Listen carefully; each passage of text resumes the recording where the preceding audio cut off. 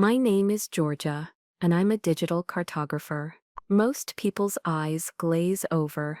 When I say that, I see the flicker of polite confusion, the quick mental calculation of how to change the subject to something more interesting, like the weather or sports.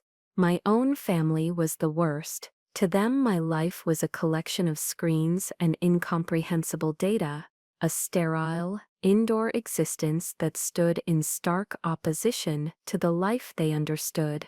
Their world was one of soil under their fingernails, the smell of hay and horses, the vast, unforgiving sky of Montana. They lived and breathed the Seabar Ranch, 4 generations of grit and sweat etched into 10,000 acres of rugged land. My world, they believed, was a boring, two-dimensional abstraction of theirs. They couldn't have been more wrong. My world wasn't flat. It held secrets, and one of those secrets was about to burn their world to the ground. It began, as so many family tragedies do, with a phone call. I was in my small, quiet apartment in Bozeman, surrounded by the gentle hum of my workstations. Multiple monitors glowed with the intricate, layered beauty of a topographical analysis I was doing for a forestry service. It was my sanctuary, a place where data made sense, where lines on a screen represented tangible, measurable reality. The phone buzzed, shattering the peace. It was my father, Caleb. He never called unless it was important, and his definition of important usually meant something was broken, and he needed my brother Wyatt to fix it. His voice was gruff, strained with an unfamiliar, almost celebratory tension. "Georgia," he said. No preamble, no "how are you?" "We've done it. We've sold the ranch." The words didn't compute. They were just sounds disconnected from any possible reality I could imagine. The Seabar Grow wasn't just a business, it was our entire mythology. It was the bedrock of our family's identity, the source of every story my father told, every boast my brother made. Selling it was like selling a lung. I think I managed to say, "What? A corporate buyer?" Eleanor, my mother, chimed in on the speakerphone, her voice giddy. "A luxury resort developer, Athelrid Resorts. They're planning a high-end wilderness retreat. Can you imagine, Georgia, all that work, finally over? Your father can retire. Wyatt can finally build that house he and Chloe have been dreaming of." Her joy felt like a physical blow. All that work, my entire career was apparently not work. It was a hobby, a digital dalliance that didn't count. And Chloe, Wyatt's fiancée, a woman who'd visited the ranch twice and complained about the lack of cell service both times, was already spending the proceeds. What about me? The question was a whisper. I barely recognized my own voice. There was a pause, a heavy, loaded silence that told me everything I needed to know before the words even came. My father cleared his throat, the sound crackling over the phone. "Well, honey, we didn't figure you'd be too interested. You were never one for the outdoors. You always had your head buried in those books, those computers. We all know you hated the dirt." Hated the dirt. The phrase hung in the air, a stunningly inaccurate summary of my entire life. I didn't hate the dirt. I loved it so much. I had dedicated my life to understanding its contours, its history, its very composition. I loved it in a way they couldn't comprehend, not through the calloused palm of a rancher, but through the precise, reverent lens of a scientist. They saw a field. I saw an alluvial fan, a story of water and time. They saw a mountain. I saw an uplifted block of Proterozoic belt supergroup rock, but in their simple binary world, you either wrestled a calf to the ground or you hated the outdoors. There was no in-between. Your mother and I, and Wyatt, we talked it over, he continued, his tone shifting into something paternal and condescending. the voice he used when explaining things he assumed were beyond my grasp. "We decided it was best this way. We didn't want to burden you with it. Besides the money, it's a family payout for the people who put the work in." And there it was, the final brutal dismissal. I wasn't family, not in the way that counted. I was an outlier, a strange digital cousin who didn't earn her keep in sweat and toil. "But don't you worry," my mother added, her voice a syrupy balm that only made the wound burn hotter. "We didn't leave you out completely. Our lawyer, Mr. Henderson, said we had to give you something, so we deeded you that little strip of land down by the county road. You know, the old dry creek bed, Bitterroot Creek. It's useless, of course, hasn't had water in it for 50 years, but it's yours. A little piece of the C-bar-G, just for you, Bitterroot Creek."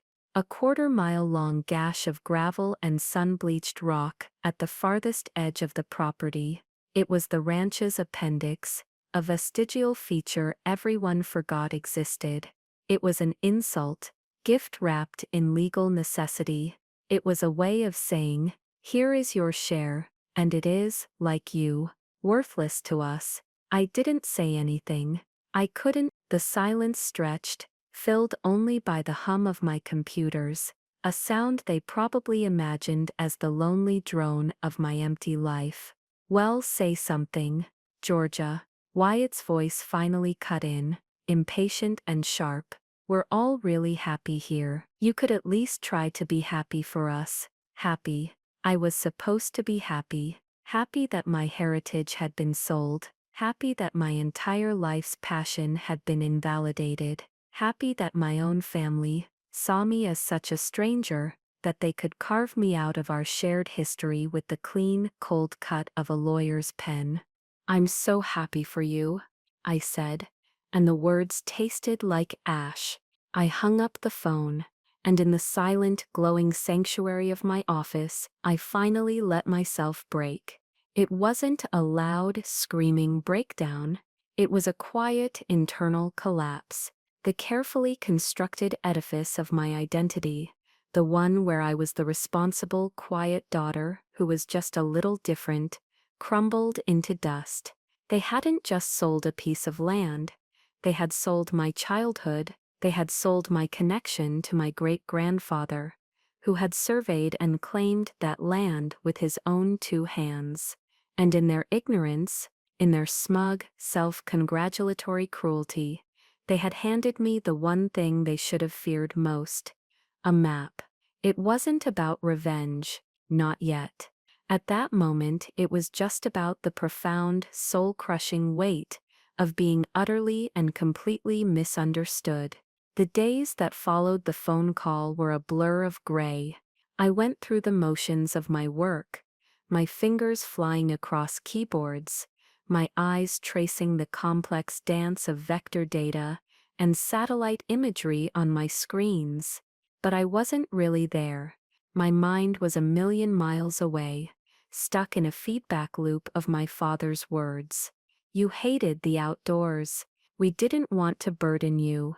The phrases echoed in the quiet of my apartment, each repetition a fresh twist of the knife. I felt hollowed out, a ghost haunting my own life. My apartment, once a sanctuary of focus and creation, now felt like a cage, proof of their narrative about me. The indoor girls, a creature of conditioned air and artificial light, unfit for the real world of sun and soil they had just sold for a fortune. My sleep was haunted by memories, sharp and vivid as if they had happened yesterday. I was 12, standing beside my great-grandfather's roll-top desk, a piece of furniture so sacred, it was more of a family altar than a place to write letters. Wyatt was outside, learning to rope a calf with my father, their laughter carrying on the wind. I was inside, carefully unrolling a fragile yellowed linen map. It was our great-grandfather's original survey of the C-bar-G from 1888. The ink was faded, the lines drawn with a steady, confident hand. I was mesmerized. I saw the tributaries branching like veins, the contour lines whispering the secrets of the hills. I traced the property line with my finger, a boundary drawn not by a fence, but by a man's understanding of the earth itself. My father walked in, his boots caked with mud. He saw me and his face, which had been bright with pride for Wyatt, clouded over. "What are you doing with that, Georgia? Be careful, you'll tear it. That's not a toy." He'd rolled it up, slid it back into its dusty cardboard tube and said, "Why don't you go outside? Get some fresh air." It was a dismissal, a gentle but firm course correction steering me away from what he couldn't understand and toward what he valued. He didn't see a budding cartographer. He saw a girl playing with an old piece of paper. Then there was the high school science fair. Wyatt had won a blue ribbon for a project on cattle breeds, which consisted of 3 posters he'd made his friend draw, featuring pictures cut from a magazine. My project was a detailed geological map of the ranch, compiled from weeks of taking soil samples, testing their pH and identifying rock types. I'd created a 3-dimensional model, showing the layers of sediment in the river valley. I tried to explain to my father how understanding the soil composition could lead to better crop yields and pasture management. He'd patted me on the shoulder, a distracted, almost pitying look in his eye. "That's nice, honey. Lots of colors." He spent 20 minutes at Wyatt's booth, bragging to other parents. He spent less than 1 at mine. My brother got a new saddle for his blue ribbon. I got a "That's nice, honey." It wasn't about the prize. It was about the recognition, the quiet, gnawing feeling that my passions, my intellect, were a foreign language to my own family. They only spoke ranch. These memories swirled, not as a gentle stream of nostalgia, but as a torrent of evidence. This wasn't a new betrayal. It was the culmination of 1,000 tiny ones. I had been the family scapegoat, the weird one, the one whose achievements were measured on a different, lesser scale. Wyatt was the golden child. His C-average grades were good enough for a rancher. His reckless spending was letting off steam. His life was a series of successes they preordained, while mine was a series of oddities they tolerated. And I had let them. I had swallowed the dismissals, accepted the condescension, and retreated further into my world of maps and data, because it was the only place where I felt truly competent, truly seen, even if I was the only one looking. It was easier to be the boring map makers than to fight for a seat at a table where I was never truly welcome. A week after the call, a thick manila envelope arrived. Official, legal. Inside was the deed, a single page, describing in cold, legalistic language the parcel of land now registered in the name of Georgia Callahan. All that certain tract or parcel of land, situated in Madison County, Montana, commonly known as the Bitterroot Creek Bed, as delineated in Survey Map 73B. It was real. They had actually done it. Tucked in with the deed was a cashier's check for $1,000, and a note in my mother's looping, cursive script, "Georgia dear, your father and I wanted you to have a little something extra for your computers. We're so thrilled for this new chapter. We're having a celebratory dinner at the Stockman's Grill on Saturday. Caleb's treating everyone to his famous 12-hour smoked brisket. I know you're busy, but we'd love for you to be there. Love, Mom." The note was a masterpiece of passive aggression. The check for $1,000, against the backdrop of a multi-million-dollar sale, was a calculated insult. The mention of the brisket, my father's pride and joy, a meal he only made for the most significant occasions, was a twist of the knife, and the invitation was a test. They expected me to show up, smile, and pretend to be happy for them, to swallow my hurt and play the role of the good daughter, validating their decision. They weren't just cutting me out, they were demanding I applaud them for it. That was when the sadness began to curdle. It solidified, hardened from a liquid grief into something sharp and cold, a quiet, burning rage. What was I supposed to do? Go to the dinner and choke down my father's brisket while my brother planned his mansion? Thank them for the $1,000 pittance and the useless strip of gravel?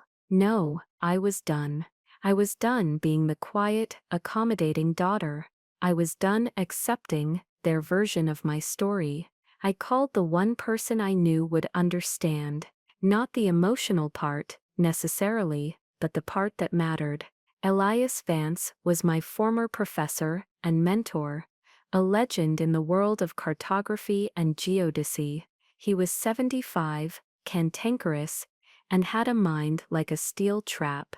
He'd retired to a small cabin, filled with more books and maps than furniture. Elias, it's Georgia, I said, my voice steadier than I expected. Callahan, he grunted. You sound like someone died. They sold the ranch, I said. All of it. Good for them, he said, unimpressed. Ranching's a fool's game in this economy. What they get, I told him the figure. There was a low whistle on his end.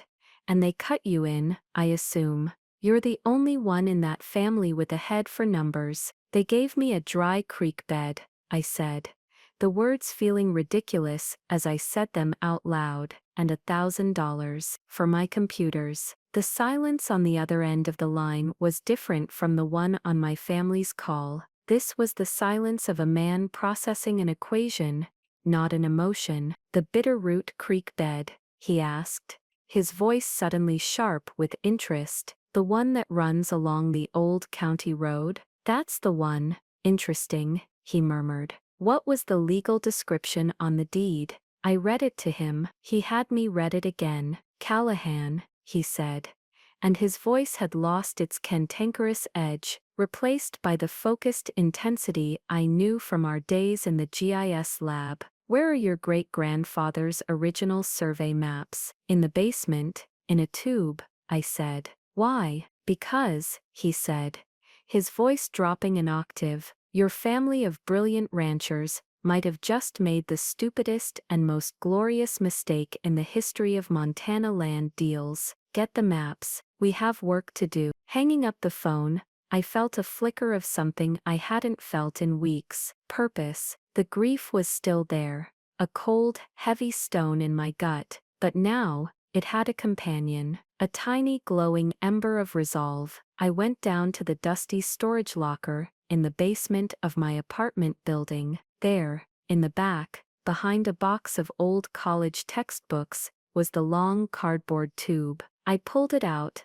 the dust motes dancing in the dim light. I carried it back upstairs to my office, my sanctuary. I cleared my largest desk, the one I reserved for the most important projects. With hands that were surprisingly steady, I unrolled the fragile yellowed linen map. The scent of old paper and history filled the room. There it was, the Sea-Bar-Gee, as seen through the eyes of the man who first tamed it. His notes in the margins, the elegant script, the precise lines. I saw the mark for the old cottonwood that had been struck by lightning when I was a kid. I saw the notation for the spring that Wyatt had once tried to dam up to make a swimming hole. This wasn't just a map. It was my history. It was my legacy. My family thought this was a relic. They thought my work was a sterile abstraction. They were about to learn that a map isn't just a picture of the world. A map, a real map,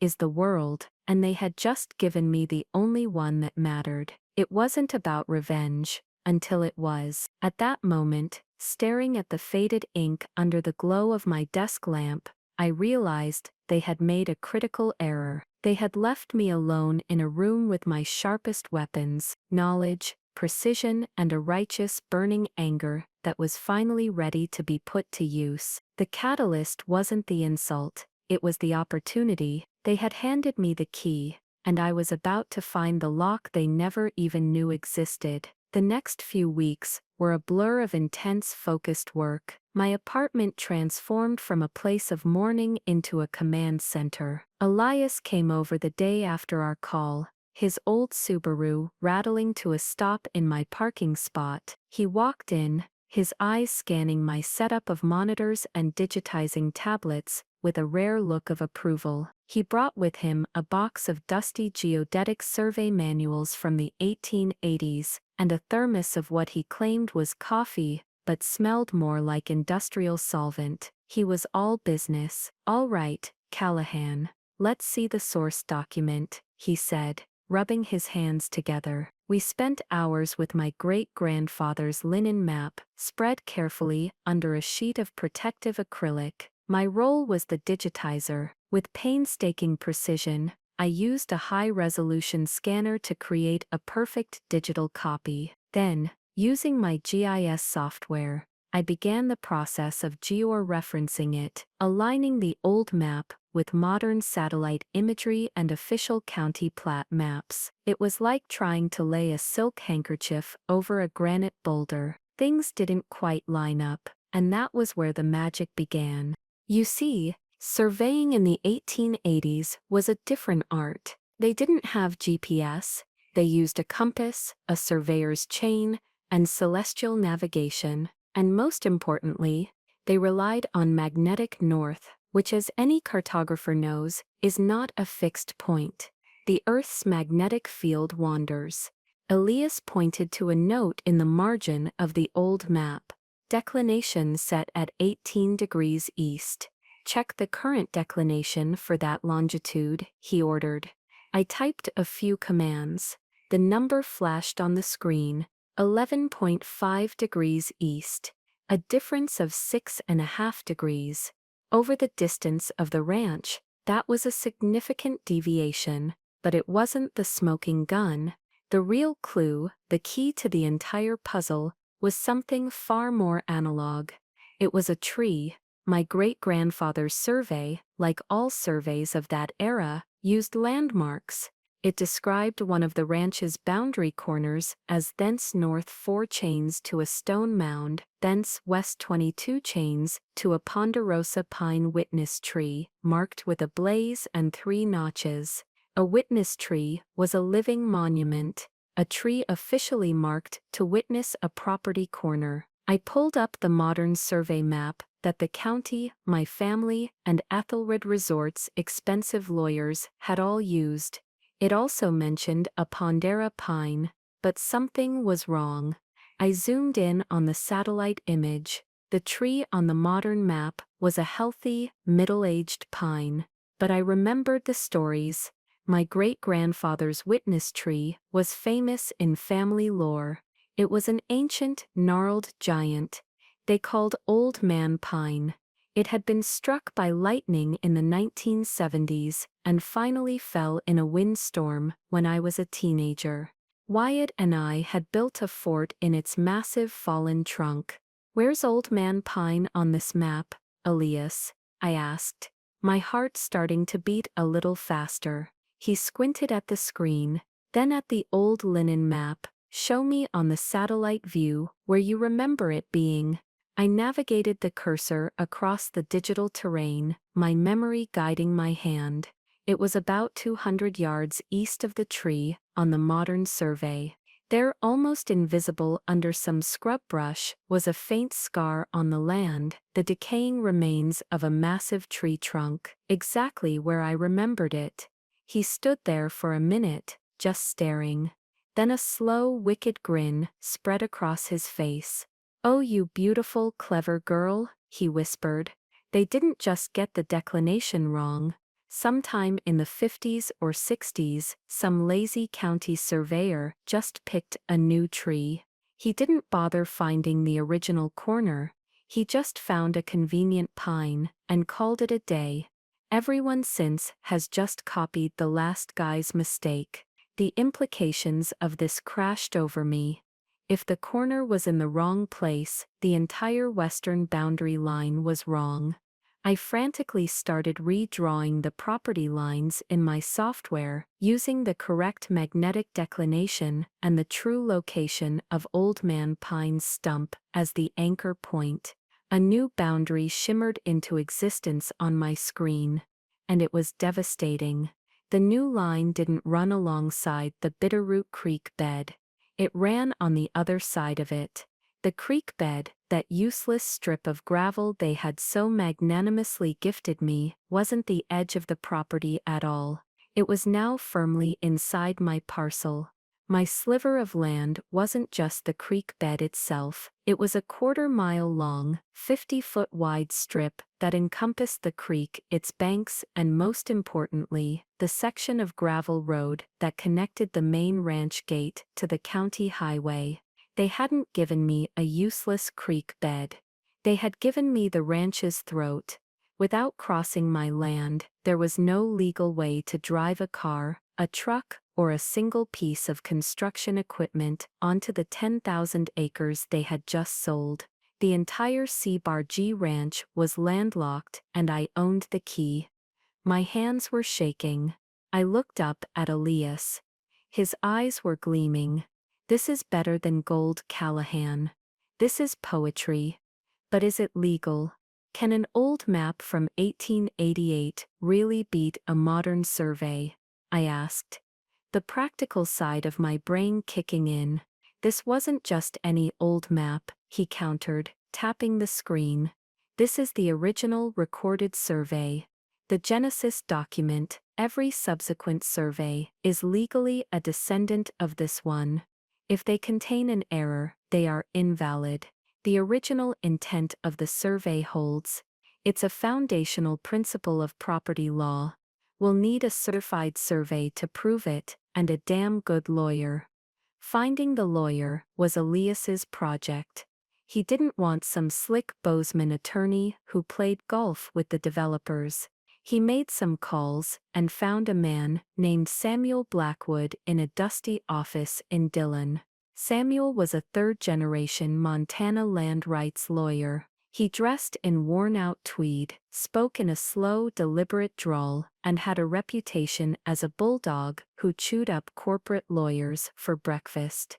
We drove out to meet him. I brought my laptop, my digitized maps, the original linen survey, and a binder thick with my research. Samuel listened without interruption for nearly an hour, his steepled fingers resting on his chin, his eyes closed. I thought he might have fallen asleep. When I finished, he opened his eyes. They were sharp and clear. "Miss Callahan," he said, his voice a low rumble, "your family has been extraordinarily foolish, and Ethelred Resorts' due diligence team should be fired, every single one of them. This is the cleanest case of a senior rights claim I've seen in my career." He explained the legalities in his slow, methodical way. "We'd need to get my new survey officially certified and recorded with the county. We'd need to formally notify my family and Ethelred of their encroachment." He talked about things like prescriptive easements and quiet title actions, complex legal doctrines that he made sound simple. He said they would likely argue for an easement by necessity, but he felt we could defeat it, given there was a clear, albeit ignored, legal deed. His fee was substantial. My $1,000 computer money wouldn't even cover the initial filing. I hesitated. I had savings, but this was a huge risk. Samuel looked at me, a flicker of something like empathy in his shrewd eyes. "Miss Callahan, let me tell you something. In my line of work you learn that land isn't about dirt and grass, it's about power. Your family tried to take your power, your legacy. This map, this is you taking it back. This isn't a lawsuit.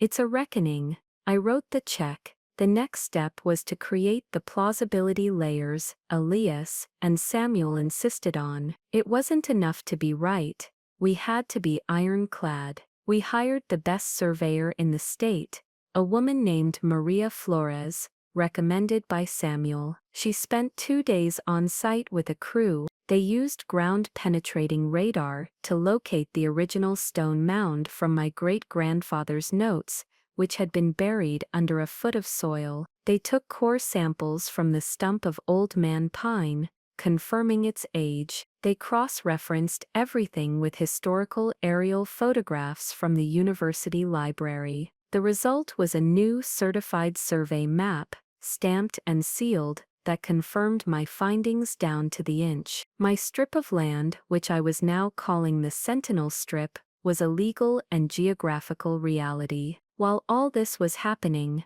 my family's attempts at communication grew more frantic. My phone buzzed with texts. "The deal is closing next week. So exciting," from my mother. "Chloe and I found the perfect floor plan. 6 bedrooms." From Wyatt. "Call your mother Georgia," from my father. Each message was a little jab, a reminder of the world I was no longer a part of. I didn't respond to any of them. My silence, which they had always mistaken for weakness, was now my shield. They thought I was sulking in my apartment. They had no idea I was quietly, methodically building a fortress. My only communication was with my new ally, Chloe, Wyatt's fiancée. In a moment of weakness, or perhaps calculated strategy, she had reached out to me. She had friended me on social media, a platform my family largely ignored. Her initial messages were breezy and superficial,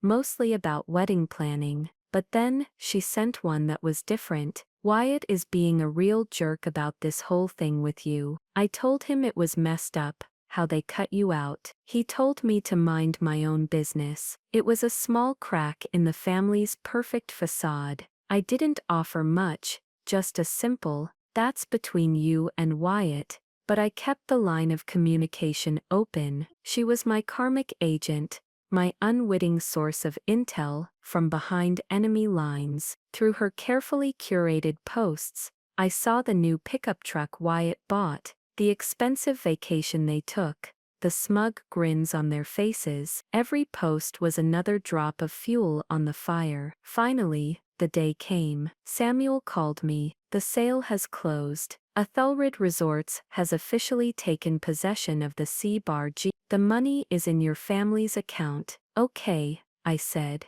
my voice calm. "What now?" "Now," he said, a hint of steel in his voice, "we introduce them to the new reality. We wait for them to make the first move, and they will." The moment of truth arrived 2 days later, on a crisp, clear Tuesday morning. According to the local paper, Athelrid Resorts was set to begin preliminary surveying and site clearing for their new luxury lodge. I knew what that meant: a convoy of heavy machinery, a parade of pickups and flatbed trucks, would be rolling down the county road and turning onto the ranch's main driveway. A driveway that was now, legally and indisputably, mine. I didn't go myself. Samuel insisted it was better to keep me removed, to make this about the law, not about family drama. He hired a local security firm, 2 imposing-looking men in crisp uniforms, and sent them out at dawn, with a single simple task. They installed a heavy-duty steel gate across the entrance to the driveway, right where it met the county road. It was a handsome gate, black powder-coated steel, the kind you'd see at the entrance to an expensive estate. It looked permanent. It looked official. On it they hung a large, professionally printed sign. The words were simple, direct, and utterly devastating. "Private property, the Sentinel Strip, LLC, no passing right of access, by permission only." Yes, I had formed an LLC, Samuel's idea. It depersonalized the conflict. This wasn't Georgia Callahan telling Athelrid they couldn't enter. This was the Sentinel Strip, LLC, a legal entity, defending its property rights. At 8:15 a.m., my phone rang. It was Samuel. "They're here," he said,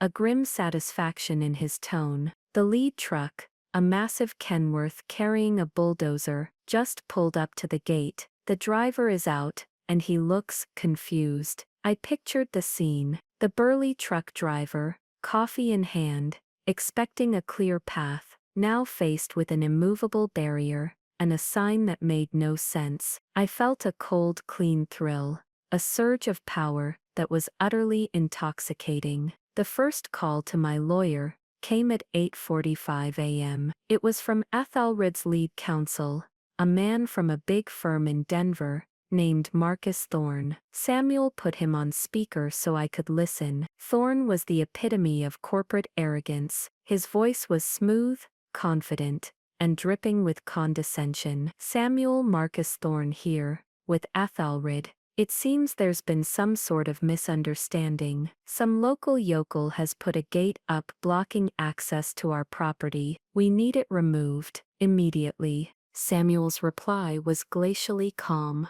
There's no misunderstanding, Marcus. The gate is on my client's land. Your client's property is at present without legal ingress or egress. There was a sputtering sound on the other end of the line. What are you talking about? We have a deed. We have a title insurance policy that's 100 pages long. We own that land. You own the landlocked parcel behind my client's land. Samuel corrected him gently.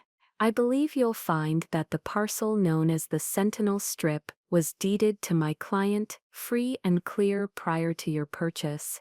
I've just this morning couriered a copy of the certified survey map to your office.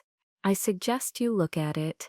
Thorne started blustering, threatening lawsuits, citing eminent domain, talking about calling the sheriff to have the gate torn down. Samuel let him go on for a full minute. Feel free to call the sheriff, Marcus, he said when Thorne finally paused for breath. I've already provided him with the same documentation. The gate stays. If your clients so much as scratch the paint on it, we'll be filing for damages and a restraining order. Have a nice day. He hung up. The silence that followed was beautiful. I could almost hear the gears grinding in Denver, the dawning horror in the Ethelred boardroom. They hadn't just bought a ranch, they'd bought a multi-million-dollar island, and I owned the only bridge. The next call, the one I had been waiting for, came an hour later. It was from an unknown number. I let it go to voicemail. The message was from my father. His voice was no longer gruff or celebratory. It was a low, guttural roar, laced with a panic I had never heard before. Georgia, what in God's name have you done? The resort people just called me, screaming. A gate, private property. What kind of sick joke is this? You are going to call me back, right now. This is not a request. He was followed by Wyatt.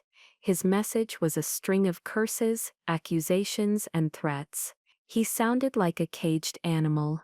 He accused me of being jealous, of being spiteful. He said I was trying to ruin his life, ruin his future with Chloe. And then my mother. Her message was the most insidious. She was crying. Georgia, honey, please. What's happening? Your father is going to have a heart attack. Wyatt is beside himself. We're a family. You have to fix this. Whatever this is, you have to stop. For us. For us. The same us that had cut me out without a second thought. The same us that had laughed at my boring maps. They weren't asking me to fix it for my sake. They were demanding I fix it for theirs. They had summoned the storm. And now they were angry that it was raining on them. I didn't call any of them back. I sat in my quiet apartment, the hum of my computers a soothing counterpoint to the panicked voicemails. Samuel had been right. This wasn't a lawsuit, it was a reckoning. And it was just getting started. I had spent my life being quiet, being overlooked, being told my world was small. They didn't realize that from my small world, I was the only one who could see the whole picture. And the picture I was seeing now was one of beautiful, precise, and well-deserved chaos. The family's panic didn't stay confined to voicemails for long. 2 days after the gate went up, my apartment buzzer shrieked, a piercing, insistent sound that echoed the shrill tone of my brother's last message. I wasn't expecting anyone. I looked at the grainy security camera feed on my monitor. There they were, clustered on my front stoop, like a posse of angry ghosts. My father, Caleb, his face a thundercloud. My mother, Eleanor, looking pale and distraught, and my brother Wyatt, who was pacing back and forth like a bull in a chute. The family exodus had begun. They had been forced out of their comfortable world of assumptions, and had come to mine. I took a deep breath, walked to the intercom, and pressed the button. Yes, Georgia, open this door, right now. It was my father, his voice a low growl that carried perfectly through the cheap speaker. I buzzed them in. I knew this confrontation was inevitable. Samuel had coached me for it. Stay calm, state facts, don't engage with the emotion. You are a rock, they are the water. Let them break against you. I opened my apartment door and stood there, blocking the entryway. They filed into the small hallway, their presence overwhelming the space. They were dressed for an intervention. My father in his good boots, an oppressed Western shirt. My mother in a floral dress. Wyatt in a new, expensive-looking jacket that I was sure had been purchased with Ethelred's money. They looked around my apartment, at my multiple monitors, my framed cartographic prints, my shelves of books. Their expressions were a mixture of contempt and confusion, as if they'd stepped into a strange, alien habitat. What is the meaning of this? Caleb started, his hands clenched into fists at his sides. He gestured vaguely, as if encompassing the gate, the lawyers, the entire situation. Ethelred is threatening to sue us for fraud, Georgia. For selling them a property without access. They're talking about clawing back the entire sale price. Do you have any idea what you've done? I looked at him, my expression neutral. I haven't done anything, Dad. I've asserted my legal rights to the property you deeded to me, the property we gifted you. My mother interjected, her voice trembling. That useless little creek bed. It was a gesture, a token. It wasn't a token, Mom, I said, my voice quiet, but firm. It was a legal transfer of a deeded parcel of land. A parcel of land which, it turns out, contains the only road leading to the ranch. Wyatt scoffed. A harsh, ugly sound. Oh, give me a break. You and your stupid maps. You think you found some little loophole? This is our family, Georgia, our legacy. You are destroying it over some petty grudge because you didn't get a big enough check. This was never about the money, Wyatt, I said, meeting his furious gaze. You all made that very clear. I let the words hang in the air. This is about the map. It's about a survey from 1888. It's about a witness tree that fell down 40 years ago. It's about facts. It's about details you all thought were beneath you. We thought were beneath us, my father roared, his face turning a dangerous shade of purple. I broke my back on that land for 50 years. I built that ranch. Your brother was right there beside me. And you were inside, playing with your computer games. They weren't games, I said, the calmness in my voice infuriating them more than any shouting match could. It's called Geographic Information Systems.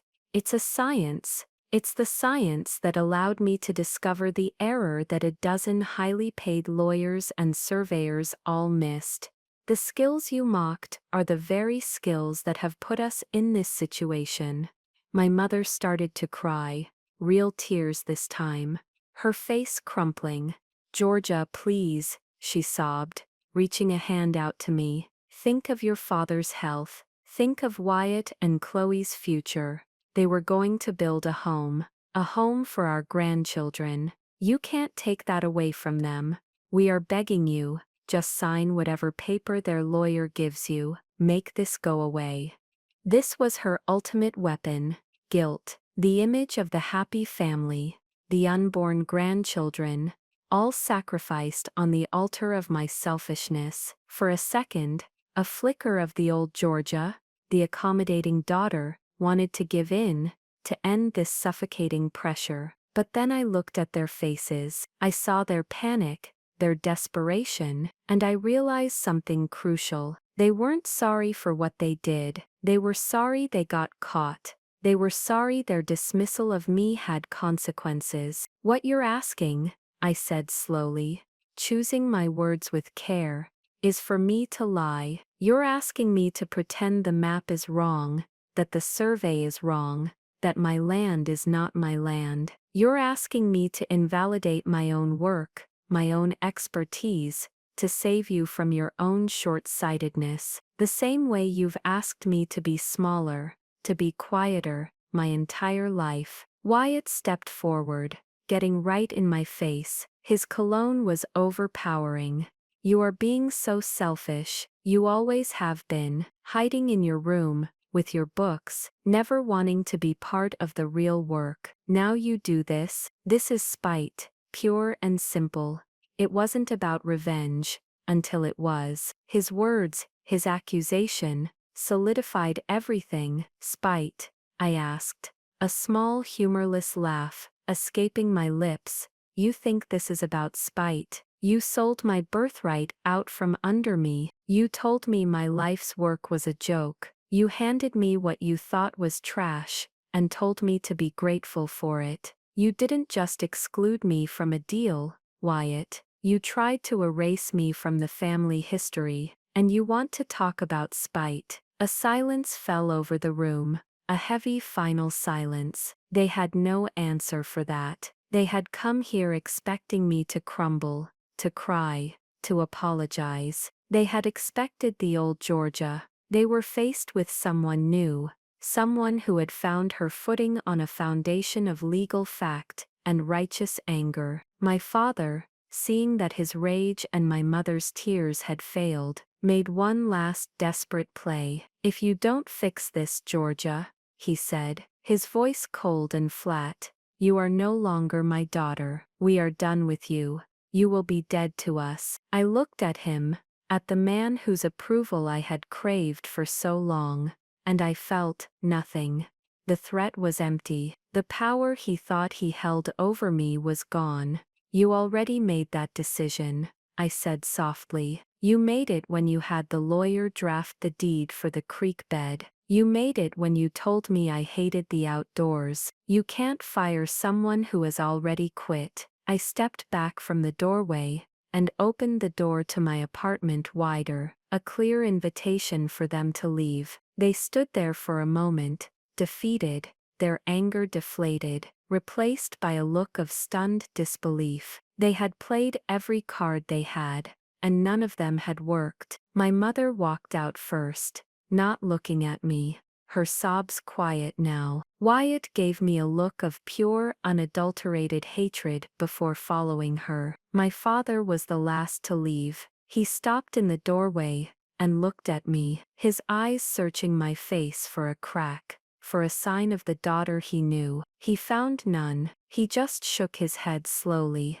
and walked out. I closed the door, the click of the lock sounding like a final, definitive period at the end of a very long chapter. The exodus was complete. They had left my world, defeated by a language they refused to learn. I leaned against the door, the wood cool against my back, and for the first time in my life, the silence in my apartment didn't feel lonely. It felt like peace. The aftermath of my family's failed intervention was a period of intense strategic silence. I didn't hear from them directly. The panicked calls and angry texts stopped. But I knew the storm was raging, just out of my sight. The pressure was now being applied from all sides, and my family was caught in the middle. Ethelred Resorts, a behemoth with deep pockets, and a team of ravenous lawyers, was not the type of company to take a multi-million-dollar blunder lying down. They immediately filed a lawsuit against my father and Wyatt, citing fraud and breach of warranty of title. They claimed quite correctly that my family had sold them a property they had guaranteed had clear and undisputed legal access, which it demonstrably did not. They sought not only the return of the full purchase price, but also punitive damages for the delays to their construction schedule and the damage to their corporate reputation. The news came to me via Samuel, who was monitoring all the court filings. "They're trying to freeze your family's assets," he told me over the phone. "The bank accounts where the sale money was deposited. It looks like your brother already spent a good chunk of it on a non-refundable deposit for his new dream home and a few very expensive toys." I felt a grim sense of satisfaction at that. Wyatt, the golden child, who had never faced a real consequence in his life, was about to get a masterclass in financial reality. Chloe, my unwitting source, went dark on social media. The happy posts about wedding plans and new trucks ceased. I could only imagine the atmosphere in that relationship now that the river of easy money had suddenly run dry. Athelred, meanwhile, tried a different tactic with me. After their initial blustering failed, their lawyer, Marcus Thorne, adopted a new, more conciliatory tone. He requested a formal mediation. Samuel and I agreed. We met not in a stuffy law office, but at a neutral location, a conference room in a quiet hotel. I walked in with Samuel at my side. Across the table sat Marcus Thorne and a steely-eyed woman in a severe business suit named Miss Albright, an executive vice president for Athelred. They looked tired and angry. "Miss Callahan," Miss Albright began, forgoing any pleasantries. "We find ourselves in a difficult position."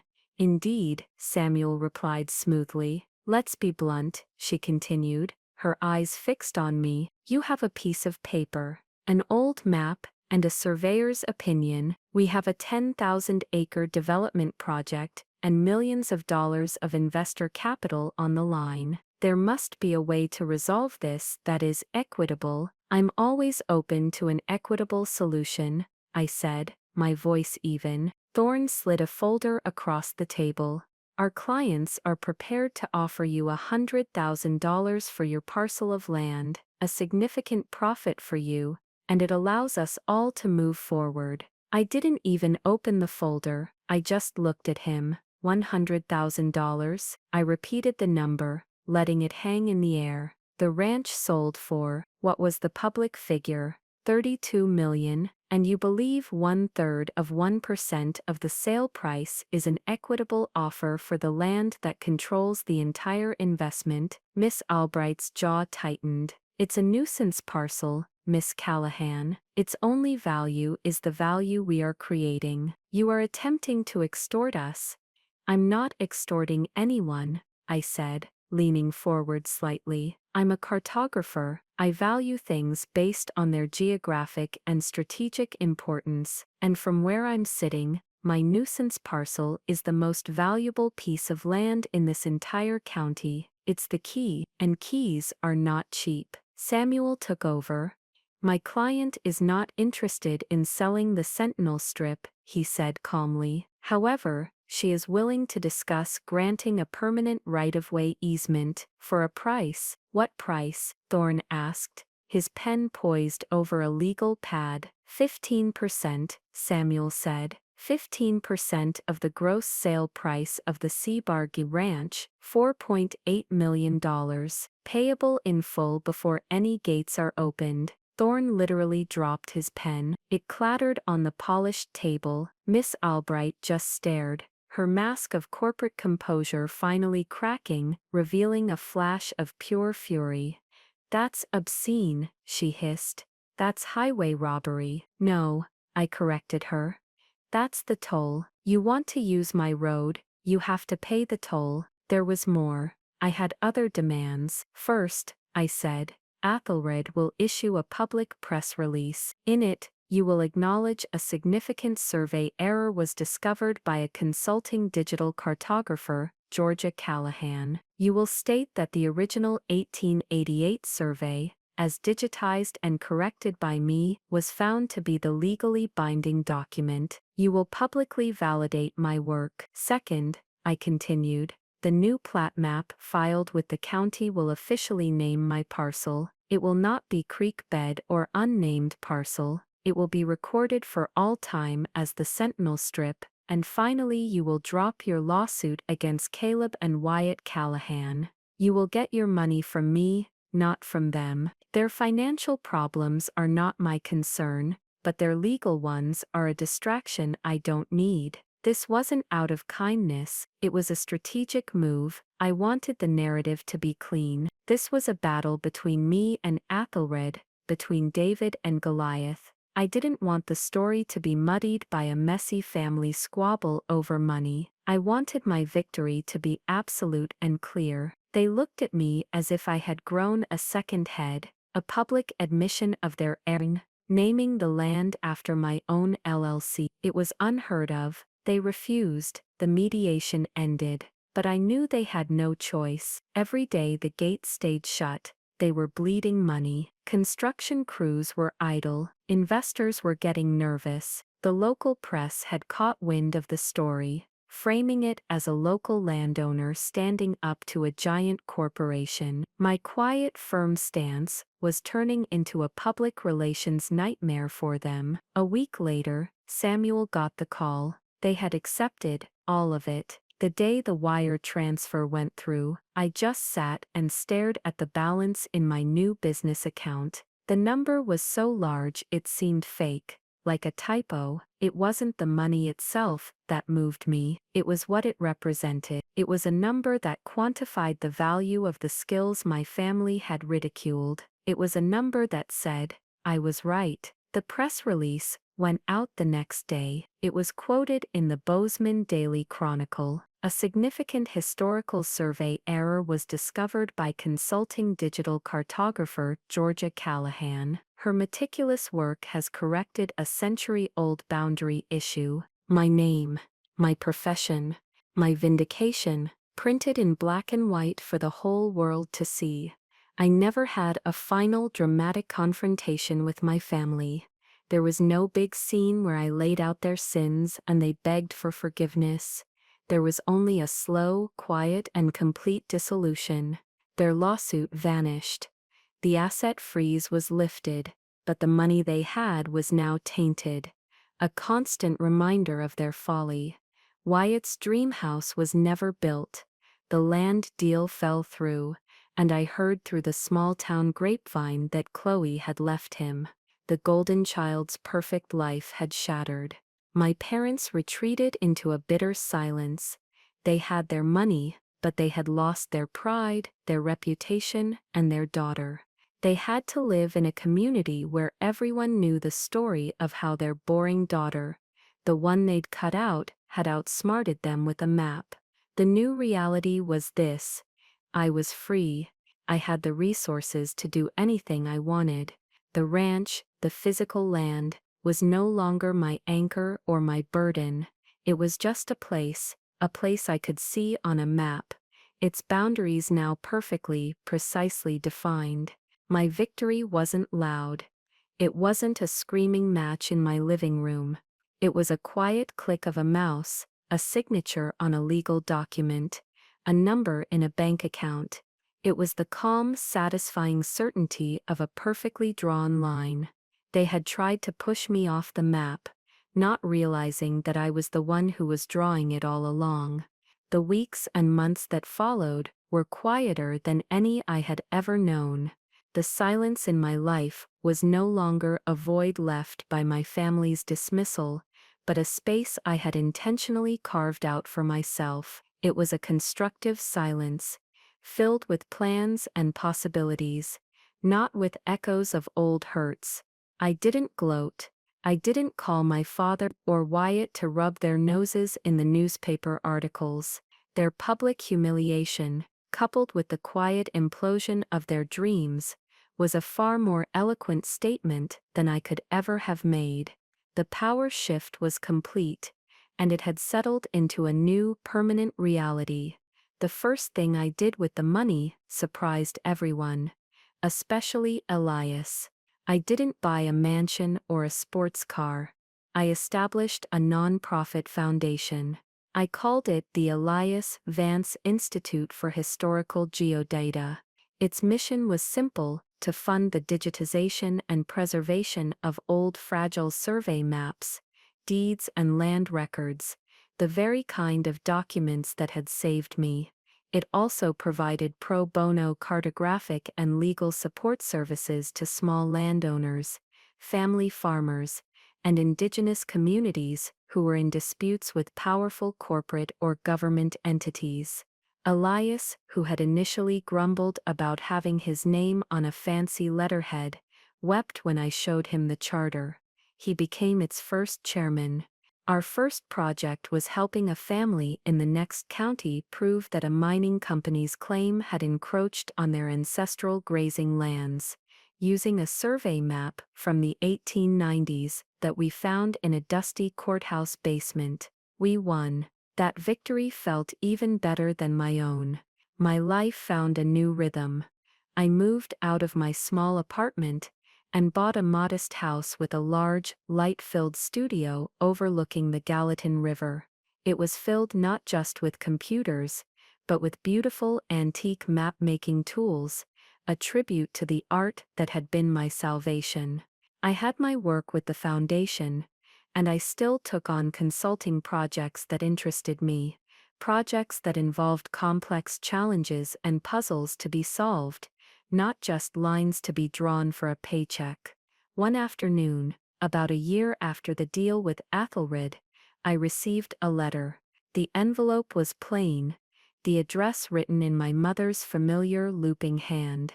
I almost threw it away, but curiosity got the better of me. I opened it. It was a short, stilted note. She wrote that my father's health was failing, that Wyatt was working a menial job in a hardware store in another town, deeply in debt, that she was lonely. The letter was full of statements. I am so sad. I don't know what to do. I wish things were different. There was no apology. There was no acknowledgement of what they had done. There was no ownership of their choices. It was just a statement of their own misery, with the unwritten hope that I would feel responsible for it, that I would ride in and fix it. I read the letter, and the old Georgia, the one who lived on a diet of guilt and obligation, might have felt a pang of sympathy. But I wasn't her anymore. I folded the letter, put it in a drawer, and didn't reply. Their new reality was a direct consequence of their old one. It was a landscape they had charted for themselves. I was no longer in the business of resurveying their mistakes. So here I am, in my studio, looking out at the river. The world outside my window is vast and beautiful, and for the first time, I feel like I am truly a part of it, on my own terms. My family saw the world in terms of dirt and muscle. They saw strength in calloused hands and loud voices. They never understood that true power, the kind that lasts, often comes from quiet places, from meticulous research, from an unwavering belief in facts, from the courage to draw a line and say, "This far, and no further." They thought my world was small and flat, a boring collection of pixels on a screen, but they were the ones with a limited view. They saw a useless creek bed. I saw a strategic choke point. They saw a dusty old map. I saw a legal weapon. They looked at the ranch and saw its history. I looked at it and saw its future, and I had the tools to shape it. It's funny, it was never about revenge, not at first. It was about the sting of betrayal, the deep, aching grief of being cast aside by the people who were supposed to love you unconditionally. But at some point, it did become about revenge. Not a hot, angry revenge, but a cold, precise, and deeply satisfying one. The best revenge wasn't destroying them. It was proving them wrong, using the very skills they despised. It was building a new world for myself on the foundation of the one they tried to deny me. They said I hated the outdoors, but I've never felt more connected to the land than I do now, because I understand it. I respect it, and I know, better than anyone, where the lines are drawn. Some lines you just don't cross. They crossed one, and in the end, the map didn't lie. Thanks for listening to my story. It's been a long and complicated journey, and telling it helps me make sense of it all. I'm curious what you all think. Was I right to do what I did?